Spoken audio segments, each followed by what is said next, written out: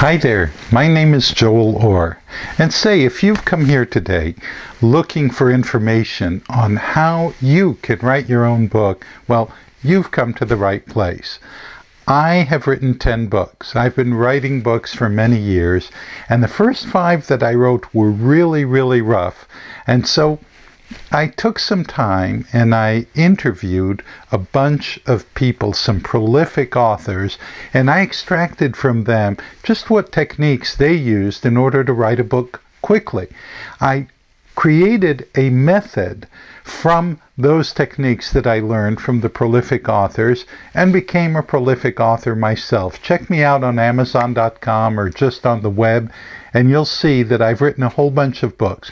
Moreover, I've taught many people to write books really, really quickly. What it says on my business card is write your book in 30 days or less at just an hour a day. And I can help you do exactly that. But today, I have a very, very special tip that I wanted to share with you. My tip for you today is simply this: keep your promise. Every book has implicit in its title a promise.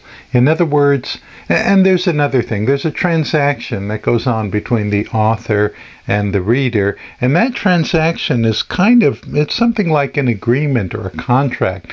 When I pick up a book, let's see, let me find a book here. Okay, here is Joseph Campbell's famous work on myths to live by. Joseph Campbell writes about how to recreate ancient legends in our daily lives to release human potential. So when I'm seeing this book in a bookstore or online in an online bookstore, I'm seeing the title, Myths to Live By. Okay, that captures my interest. And then the subtitle says, How We Recreate Ancient Legends in Our Daily Lives to Release Human Potential.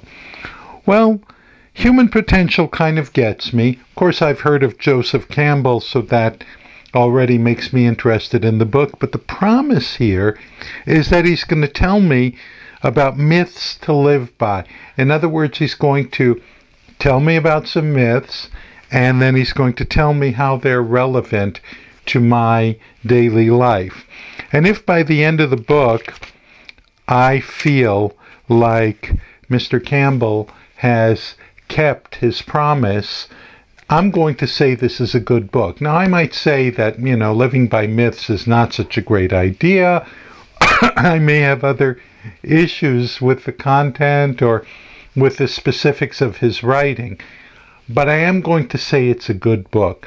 So it's about keeping your promise. You make a promise in the title, and I want you to keep that promise to the reader. That's very important.